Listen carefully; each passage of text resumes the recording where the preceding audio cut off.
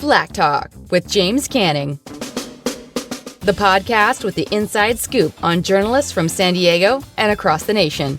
If you're a communications pro, have a nose for news, or you're just nosy, this is the podcast for you. Now here's your host, James Canning.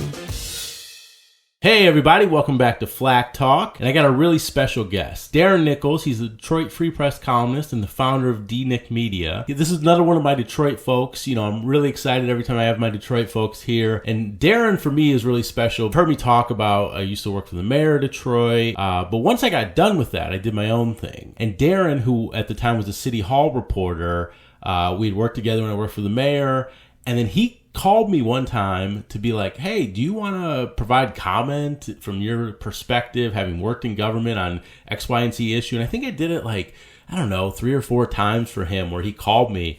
And that really kept me out there. Frankly, it motivated me. So having Darren on the show is really exciting for me. So Darren, thank you. Well, thank you, James. I appreciate it. I appreciate being on the show.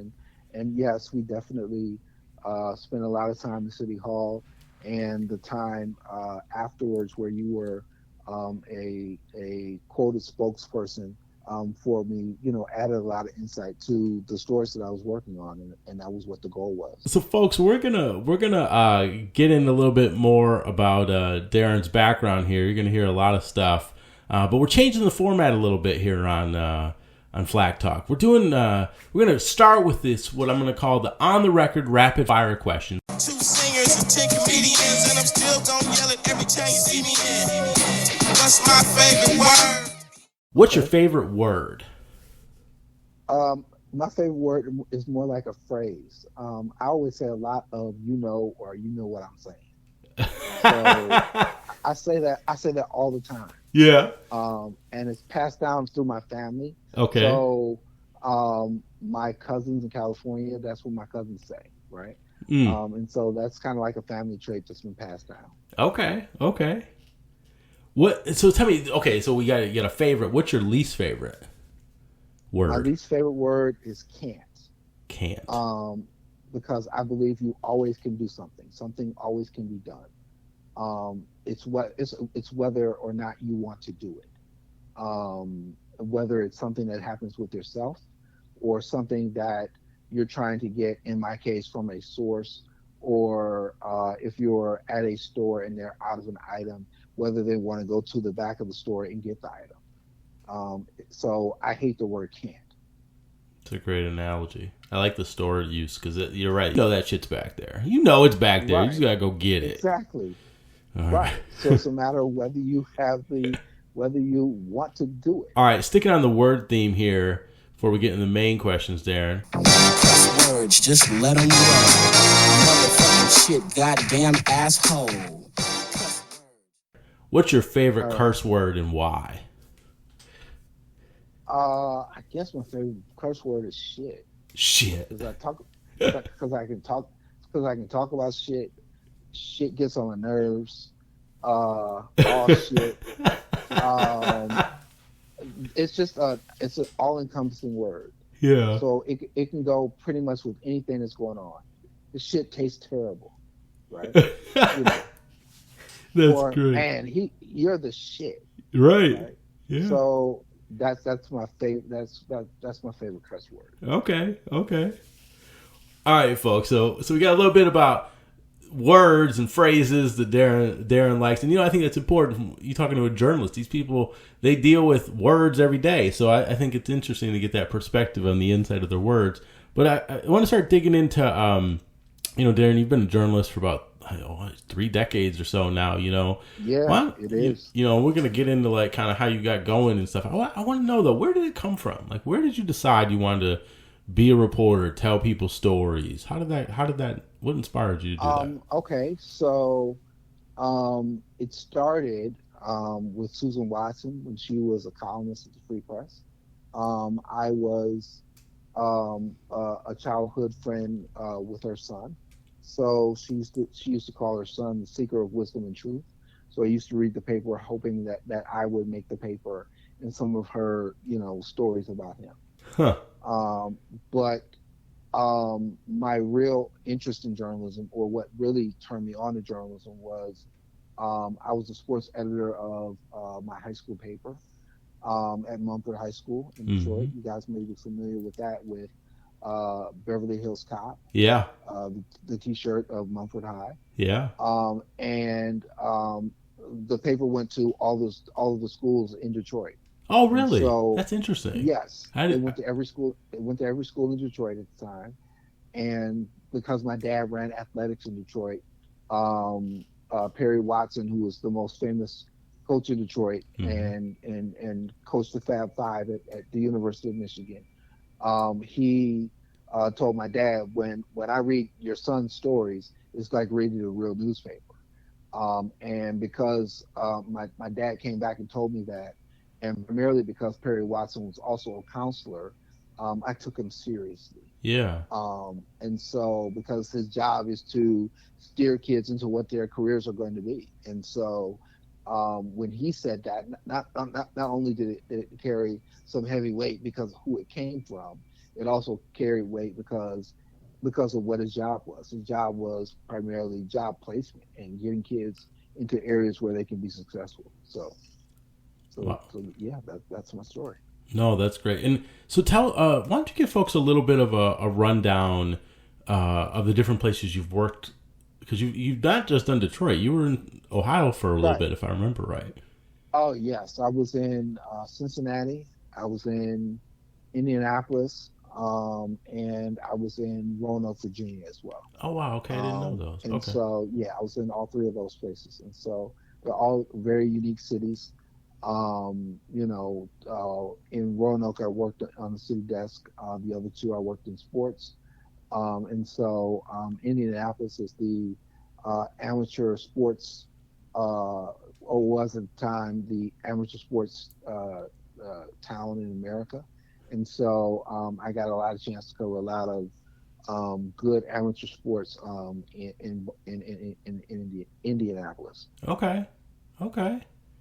And then so we met when you were at the Detroit News at the time, and now you're a columnist for the Detroit Free Press. I mean, like the time in Detroit, right? And you, if I know right, like you grew up in Detroit, obviously, like you know the city, like it's your home, and then being a journalist there, what is what makes it such a great news town? I always tell people, like, sometimes I was on the bad side, like the bad side of the news, meaning that journalists were coming at me, asking me some tough ass questions, but I was like, this is exciting. And, there's something about Detroit. What is it that makes it exciting? There's always news. The news never stops here in Detroit. And those opportunities to be great and to be on a big stage. They'll never, there's obviously there other cities have them, but it's unique primarily because up until 2013, it was mostly African American run. And so you had that end of it as well. Right. And so, and then for me, it was also, telling the stories or making sure that people like me, Black people in Detroit, got a chance to know what was going on in their city. Yeah. And I always wrote from their perspective, because for me, most of my high school friends and others, they are regular working class people in Detroit, and so. I wrote for the common man. So when there's not any garbage, pickup and bulk pickup, that's important to the people that I went to school with, right? And people who are just the common everyday workers. So I try to write for them and be advocates for them. No, that's great. I think that's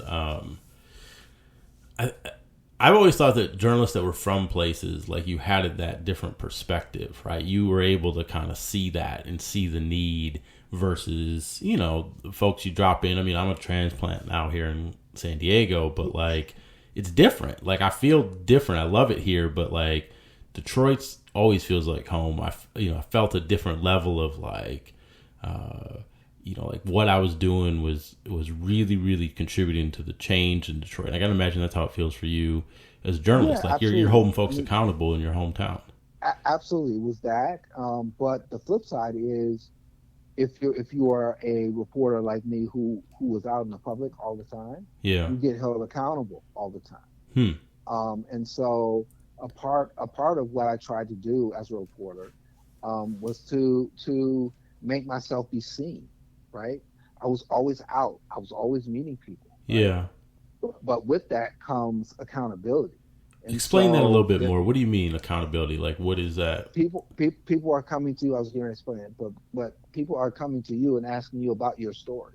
Huh. You know, a very good example of that was when Kwame Kilpatrick first announced that he was running for mayor, and I use a phrase in that story that said something to the effect of, "We'll see if he'll be ready to raise money with the big boys that have already done it," when because he was in the state legislature at the time. Yeah. Where it only costs $20, $30, $40,000 at the most, $8, $10, $12,000 to run and win office. Yeah. That particular race cost $5 million to win, right? Yeah. Yeah. So there's a big difference between the two. That story came out like maybe on a Thursday or a Friday. By Sunday, someone was asking me about that. Someone who was very prominent was asking me about that story. Yeah. At church on Sunday. Wow. After I get out of church, and I have a really good relationship with the person. Yeah. And they're asking me, "What did you mean? What Kwame Kilpatrick can raise the money?" I said, "He hasn't proven it yet. Like he hasn't proven it yet, right?" Yeah. And I explained everything that I said earlier. That it only takes $20,000 to win, for a state rep seat at the most, right? Yeah. And so now he's got to jump from raising $20,000 to raising $5 million. Mm-hmm. And when I explained it to her, she understood it, because she thought I was taking a shot at Kwame Kilpatrick. Yeah. Right. And so she was mad, right? But and we're really good friends, right? Yeah. But at the same time, I explained that I explained what the phrase was, and once she understood it, it was like, "Oh, I get it now." Yeah. Right? No, And that makes sense. So there's a difference between reporters like me who will get challenged about stories all the time, versus other reporters that you'll never see, you'll never know, or any of that kind of stuff. Yeah. So, and that's reporters that are in the newsroom, and reporters that just pop in from the New York Times, Chicago Tribune, and all these other entities as well. Yeah. No, that's right. I mean, there's accountable to obviously your journalism organization, but then accountable to your community. I mean, unfortunately it's fading a little bit, that people don't feel that or see that as much. I mean, you and I were having a conversation about just kind of where journalism's going now, when we're off the air here. And I think it's, I don't know, there's something about people who know the nooks and crannies of a community, take the time to know it, and then also just have that wherewithal and responsibility to say, I have to report a certain way here, because it matters to real people. I mean, and I have personal relationships with a lot of people that are covered as well. Yeah. Kay Everett, who was on the Detroit City Council at the time, was a sorority sister of my mom. Oh, wow. And I played Little League Baseball with her son. And so, Lonnie Bates, was somebody who was on the school board who had to approve my dad's promotion. And so, those people, were there all the time, and they knew me. Right? Yeah. Well, and for folks that don't know, I mean, for folks maybe not from Detroit, they're listening. I mean, and those folks are council members, at least when I was working with Darren. And, they had some little controversy around them, and Darren and his colleagues were asked to report on it, right? I mean, that's right. That's tough. That's a tough spot to be in. Right. So, really quick example was Kay Everett used to have a Christmas party every year. Yeah. That my mom was invited to for every year since I was probably about 6 or 7, 8 years old. Mm-hmm. Once I started covering Kay Everett, my mother stopped getting invitations to her Christmas party. Wow. Wow. Yeah, that's. But there's unfortunately sometimes there's a cost with it, but there's also got to be a reward for you, right? I mean the importance of holding folks accountable and reporting, right? I mean that's it's inherent in what you're supposed to be and do as a journalist, correct? Absolutely. I mean that comes with the job. Yeah. Right. And my parents understood what comes with the job. Right. Mm-hmm. And so they never got after me about, why are you covering Kay Everett so tough? They were like, go ahead and do what you got to do. Yeah. Because I grew up in a household that were news junkies. Right. Mm-hmm. We watched the news every night. We watched 60 Minutes every Sunday. Right. So my uncle would bring by the New York Times every Sunday, and he would read it cover to cover. Yeah. Right. So we were a news, family. Right. And so they understood news. And so as a result, that's why I covered everybody the way that I did. Yeah. Talk to us a little bit about, do you have any like examples, those were in a different realm, examples of kind of personally the lengths that you kind of had to go to, or the things you faced in terms of knowing some of the people you were covering, or your family knowing them.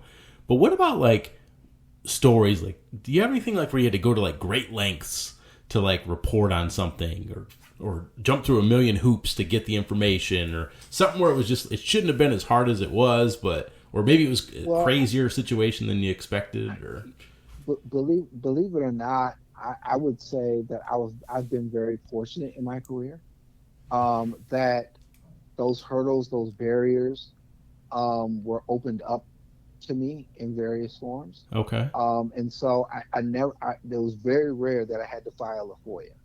Interesting. Especially in Detroit, man. I remember we used to get all kinds of FOIAs. Absolutely. But everything that I wrote, there was always a source that could get it to me. Yeah. Right? Or there was always a source that called me, and then I can go a different route to go get the information that I needed. Right. Mm-hmm. And so going back to the word can't. Right. Yeah. You can give me the document. It's a matter of whether you want to give me the document or not. Right. Right. And you just keep trying and keep pushing, and you keep going to sources that have the information. Right. Yeah. And there's always council liaison. There's also the law department. There's always the law department. Right. And there's always tricks that you can find it. You can find it in the minutes of, a city council meeting. Yeah. You can get it from what it's called the Legislative Policy Division House, but it was called a RAD, Research and Analysis. Right. Mm-hmm. It was always somebody that was doing something. The ombudsman was doing something. Right. So there's all these places in city government where there was a document that was out there somewhere. It was just a matter of who had it and whether I had the relationship with the people to get it for me, right? Yeah. And so I've been very fortunate that, and there are a lot of people who live and die off FOIAs, right? Yeah. Whereas I lived and died on my relationships. Yes. But when I talk to people, and they were long-standing relationships as well, mm-hmm. right? When I called somebody, it wasn't just to talk to them to get a quote for a story, because I knew that at some point down the line, I'm going to need them. And mm-hmm. I don't know what the story is going to be. So I have to maintain a relationship with these people. And when it's all said and done, they are the people who know where all the bones are buried. Yeah. Right? And so you're talking about a guy like Charlie Beckham, who is a longtime politician in Detroit. Yeah. Worked for dating back to Mayor Coleman Young. He ran into some scandals under Coleman Young, but he's worked for every administration, including the current administration. Yeah. And so he's got like 4 or 5 decades worth of work with the city. Wait, can I tell you? You finished. I got a Beckham story. Go ahead. Sorry. he knows everything. He's been in almost every department. He knows everything in every department. Right? Yeah. And so having a good relationship with him is golden, right? And so I maintained a great relationship with him so that when I needed something or I asked him about something, obviously when he's out of office, you know what I mean? He could help to provide me or point me in the right direction to get what I needed. Yeah. Yeah. Charlie's great, folks. Charlie, as Darren said, like he's worked for every administration, but he's like kind of this cool, smooth operator, right? And so I remember one time I was working for the mayor, and Charlie was running the recreation department, and being this, green behind the, wet behind the ears kind of, PR guy. I went in and we're prepping Charlie for this interview, and he just kind of sat back and looked at me. He goes, "Don't worry, it'll be all right. We'll be okay." I was so nervous about this story, and he seemed so cool and calm and collected. Right. And frankly, I was so early, I didn't know everything about Charlie at that point. But, as I got to know him, I realized like I'm working with a pro here. Like, right. I don't have to be such a, amped up PR guy. He's good to go, Yeah, he was, he knew everything about city government. Yeah. He spent time in almost every department. Yep. He knows pretty much everyone and everything. So, that's just one example. Yeah. Of what I had to do. But there are multiple departments that can get you whatever you needed. So I've been very fortunate where I was not able to, or that I didn't have to file a FOIA. So, yeah, no, that's fantastic. I mean, like that's, the relationships, man. I mean, for any young journalism student or frankly PR person, anyone listening like that, relationships matter a lot. Like you can't do it all behind a computer. You can't do it all behind your keyboard. Like you gotta make those relationships, and that was one of the things we were talking about. People don't do that no more. Not the same way, at least. It's the most important thing that you have are relationships, right? Yeah. And I remember being a very young reporter, about 28 years old, and we would go to this bar called Floods every Thursday night. Yeah. And all of the major players in Detroit would sit at this one table at Floods, and they knew we were political reporters. Mm-hmm. And it was right past the bathroom. So we go to the bathroom, and then we come out the bathroom, and we just stick our head out. And if one of them we catch one of their eyes, say, "Hey, Darren, come over here." Yeah. It was like a corner booth, right? Is it like it was a corner booth area, right? It was a round table in the corner, right? And so, but all of those people, and Charlie Beckham was among those people that were there at the time, and Kwame Kilpatrick's dad, and we're talking about Bill Brooks, and so like all of the heavy hitters would make their way to that table. Yeah. And the one thing that I remember them saying is, when I'm 28, like that young boy gonna be all right, because they knew that I was in the right places, right? Yeah. That somehow somebody told them that this is where we're gonna be on Thursday nights, right? Yeah. And so he's gonna get his FaceTime with us on Thursday nights. Right? Mm-hmm. And so that helped to build some really strong relationships, and just really being friendly to people wherever you are, particularly in City Hall. Yeah. Just being friendly with people and speaking to people, that certainly helped to make my job a lot easier, and to just develop some really, really really good relationships. Inside City Hall as well as outside of City Hall as well. Yeah. Well, those relationships, they're important for journalism, but they're, they're important because you build a network of people that, frankly, whether you've done a bad story about them or not, they care about you. In September of 2014, you went through a really difficult medical situation. You suffered a stroke at work. And Yes. and having lived there and been there, and I mean, I remember seeing and hearing, and the outpouring of support, from everybody, for Yes. you. And would you mind talking a little bit about that moment and Sure. what that day was like, Sure. and kind of how your life has changed, but then also maybe been the same? Sure. September 2014, as you said.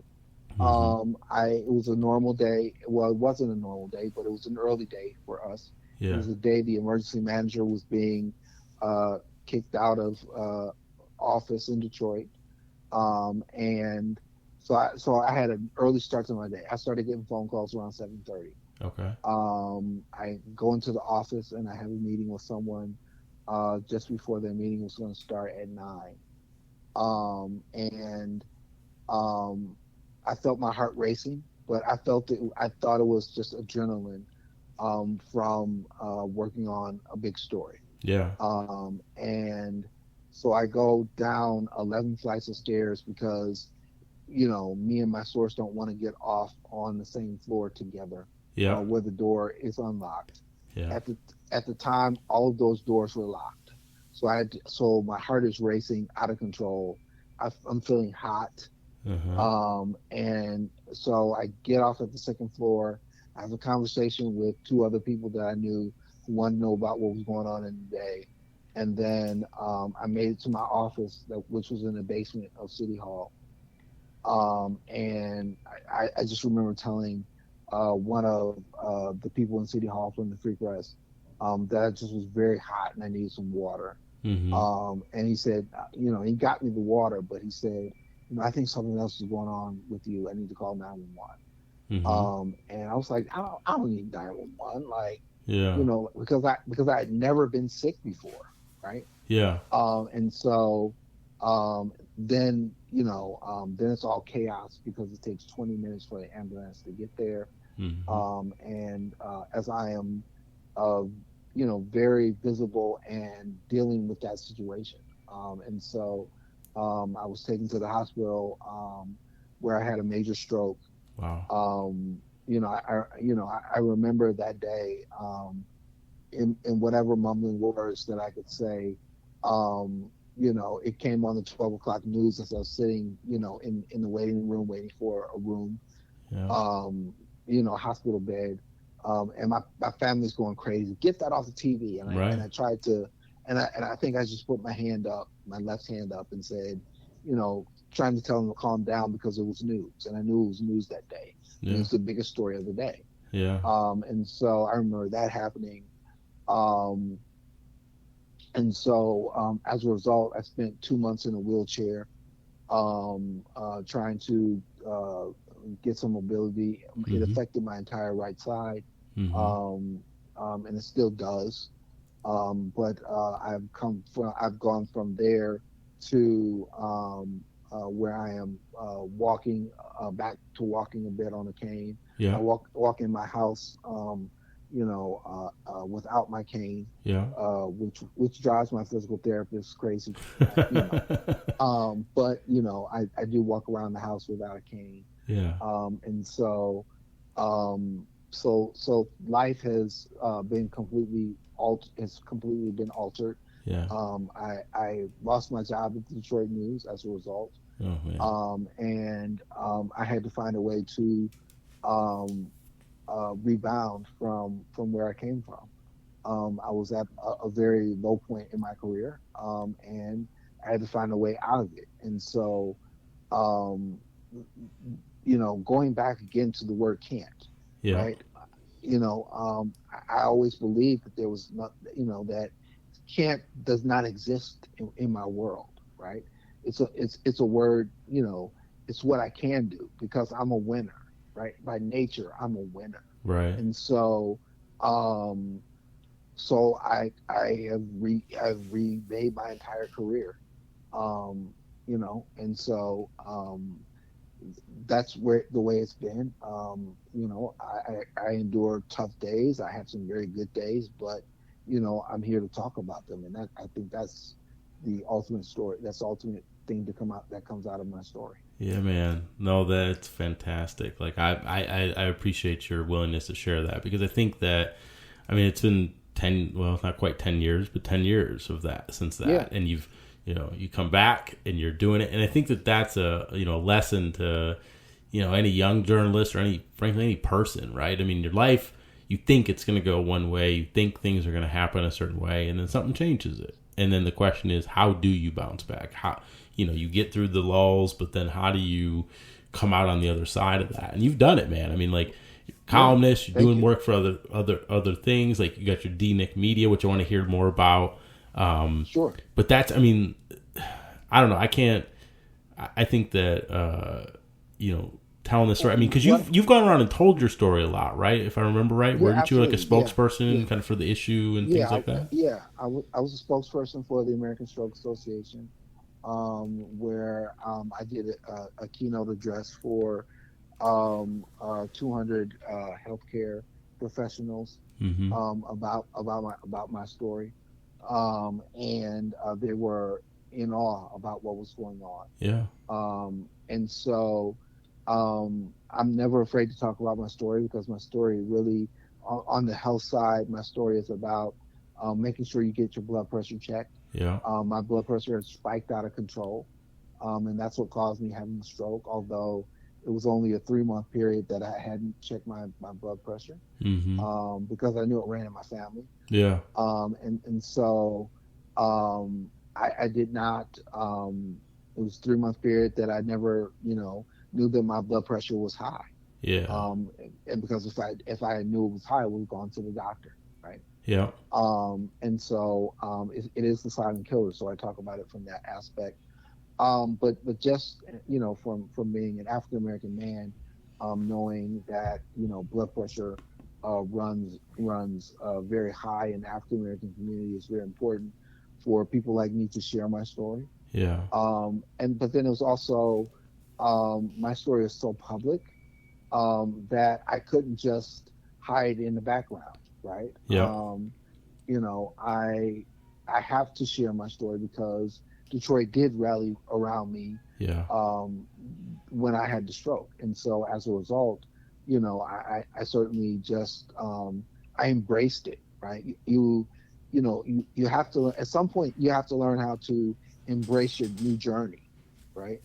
And for me, it didn't take long. As soon as when I'm in the hospital, they tell me, maybe it's the athlete's mentality that I have. Yeah. They tell you all you have to do is go in the gym and get better. Okay. You tell me all I have to do is go in the gym and get better. I've been in the gym my whole life. Yeah. Right. I've worked out my whole life. Yeah. I did 50 to 100 push-ups the night before I had the stroke. Wow. Right. And my doctors told me if I wasn't in such phenomenal shape, I probably would have died that day. Oh my. So I took all of the things that made me successful in my career, working hard and being the hardest worker, and all of these things I took to what I'm dealing with now, right? What I dealt with when I was in the hospital, right? Yeah. And so for most people, they did 2 to 3 hours worth of physical therapy. I did 5 to 6 hours worth of physical therapy every day. Wow. My day would start from 8. It was like a job. My day would start at 8 a.m. and I would be done at 4. Jeez. And I had time for lunch, but that was it. I had 1 hour off for lunch, and then it was back to work. And they said that they had never had a patient that worked as hard as me. Yeah. But you tell me that the first few months are the most crucial for helping me to get better. Well, I'm going to work my ass off. Yeah. To make sure that I try to get as good of shape as I can be. And so that's why I talk about my story. Yeah. And that's why I'm still visible, because people think that having a stroke is an old person's disease, right? This is what happens to old people. Mm-hmm. And so for me being such a younger man, it's still important for me to do the things that I normally did, right? And so, yeah, I mean, it's just my mental resolve, my mental strength that carried me through. Yeah. No, man, that's along with my faith in yeah.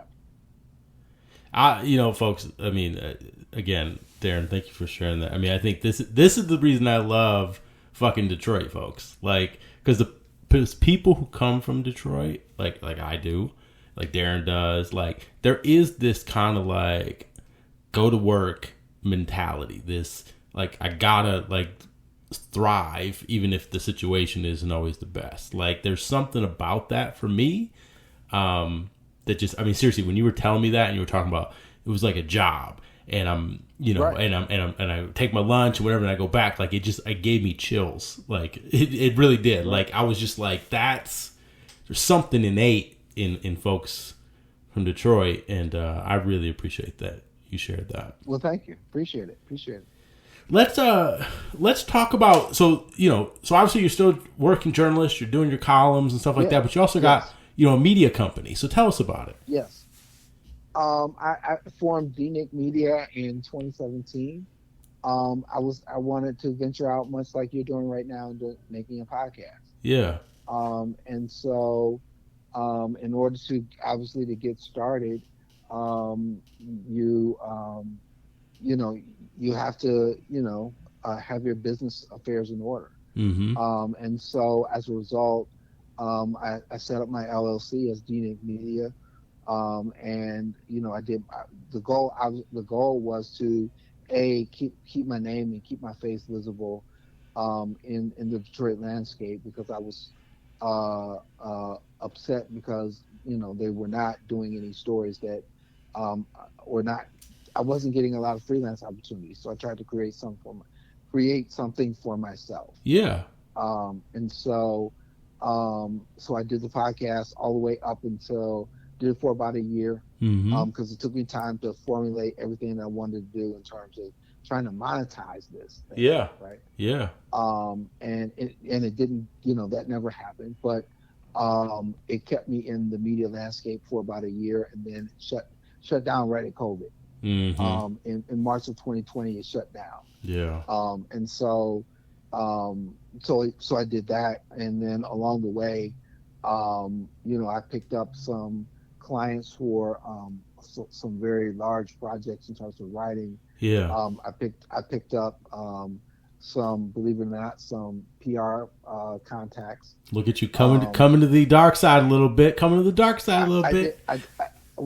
did, Yeah. And then a little bit later, I started working for the Department of Labor in Delaware. Really? As well. Huh. And doing some media relations for them. And so, that comes with your relationships. Yeah. Good friend of mine got the contract, and he called me and said he needed some help trying to retool the Department of Labor in Delaware, their PR and media side. And so, mm-hmm. So I worked with him for almost 2 years, or for a little bit longer than 2 years. Yeah. Working with the Department of Labor, doing that. And so, and I've been a spokesperson for, I don't know if you remember Garland Doyle. Yeah, I remember Garland. Yeah. He's now the city clerk in Pontiac. Okay. And he was running into some problems with the city council and the mayor there. Mm-hmm. And so as a result, he hired me to be his spokesperson, and for a while. That's awesome. And so, I've done that. And so, I've done a little bit of everything. And so it's DNick Media is just an umbrella of everything that I do. Yeah.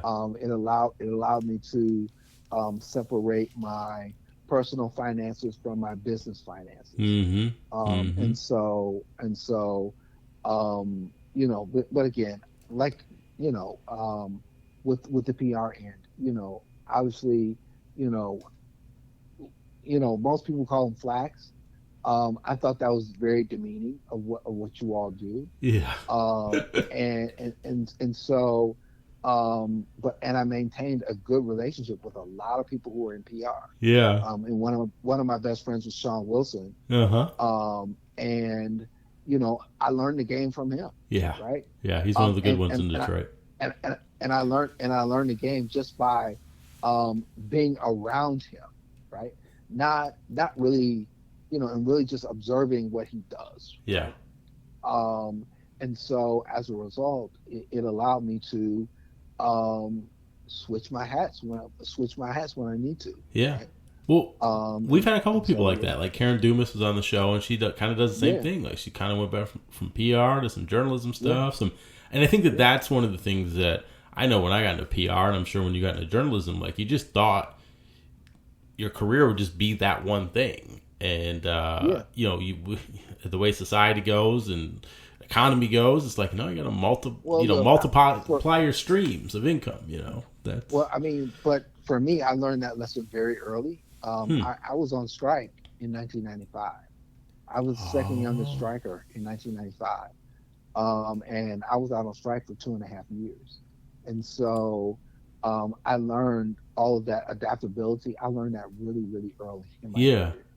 I'm 22 or 23, 24, 25, and I'm out on strike. And so you have to learn how to have that adaptability very, very early and to figure things out. And so, I learned that really early in my career. Yeah, no, that is completely, I don't know, I relate to that, right? Kwame was gone I was 27, 28 when he left. Right. And I went on my own for 5 years. And again, coming back around full circle here, I mean, that's Darren called me, and it just kind of helped keep me going. Darren wasn't paying me, but Darren talked about earlier, it was he kept my face out there, he kept my name out there, and then other people go, oh, I could use James to do this or that, or it helped. It meant a lot. It meant a lot. So I get it, man.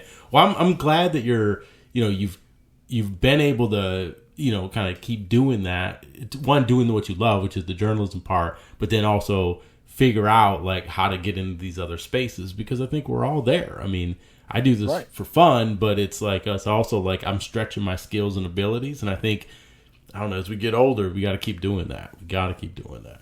Well, you always have to learn and grow. Yeah. And I think that's the key, right? If you don't learn and grow, you're not going to be, you're not going to be any good. No. Right. And you're not going to be able to change as the business changes. Right. Right. We're more in a digital world than we've ever been. And so we were talking about my skills in sports. Mm-hmm. I use my skills in sports. That made it very easy for me to change into the digital world. In sports, you have to file your story 15 minutes after the game is over. Right? Mm-hmm. That means most of your story has to be written before the game is over. Yeah. And it's the same thing. They said you got 10 minutes to file. Right after a major news event happens, you have 10 minutes to file. Your story. Shit. I've been doing that my entire career. Yeah. That's how I learned my career. Yeah. Right? So that's how I learned when I was 19 years old. Right. So so that wasn't a change for me. That was going back to my roots. Right? Yeah. And so so you have to change as the game changes in front of you. Yeah. So, yeah. So that's what I've always tried to do. No, that's awesome, man. That's awesome. Well, Darren, I want to kind of wrap up the show here with what we call our breaking news rounds, like do breaking news. And so these are some additional questions. We actually a few at the top. We're going to ask you a few here to kind of close out the show and give people a little bit even greater sense of what who you are, and and maybe some of these are a little bit fun here. So we'll see. Okay. All right. So who was your childhood celebrity crush? My childhood celebrity crush was Janet Jackson and Kim Fields. Ooh, you had two. Yeah, absolutely. Did you tell them each about each other or what? No. No, I know. Although I did meet Kim Fields when I was in high school.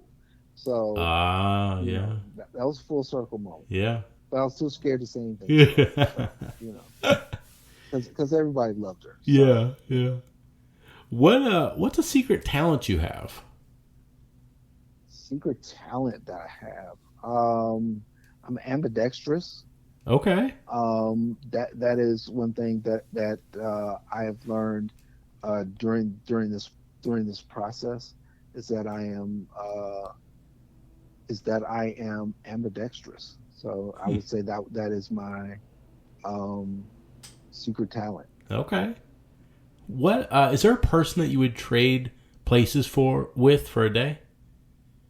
Oh, clearly any NBA star. Any. You don't got you got one? You said These days probably LeBron. yeah.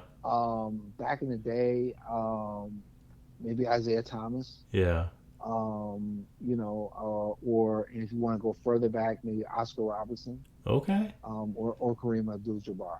Notice that Detroit loyalty there, folks. He didn't say Michael Jordan because Detroit hates the Bulls.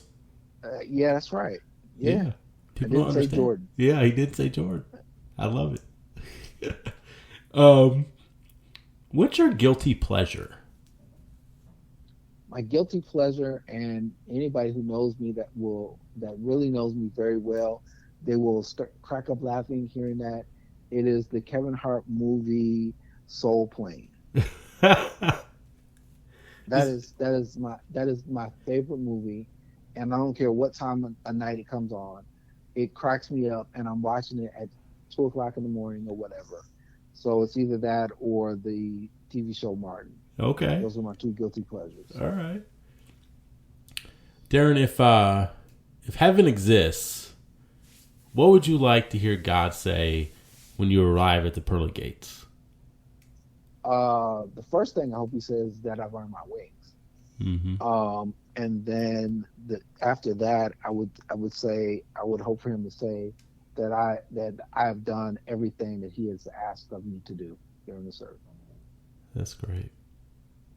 Darren, before we wrap up here, is there any final things, is there anything else you'd like to share with our Flack Talk listeners before we let you go?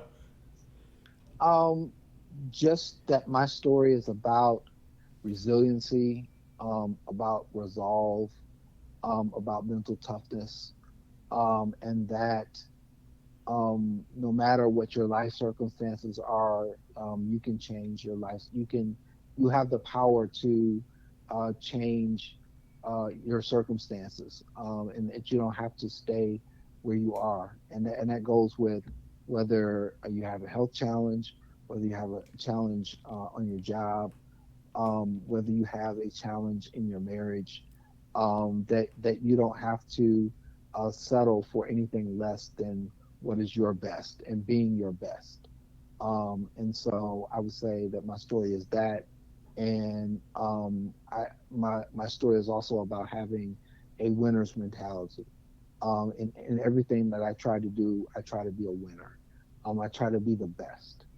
And so if you take those two things to the table, I think most people, you'll learn how to be successful. So I will leave it at that. That's a great way to leave it, Darren. Thank you for coming on the show. I really appreciate you coming on Flack Talk. Well, thank you for having me. It's been a blast. If you liked Flack Talk and want to learn more about your favorite muckrakers and newsbreakers, please hit the subscribe button or visit flacktalk.com. New Flack Talk episodes with James Canning air every other week, wherever you get your podcasts.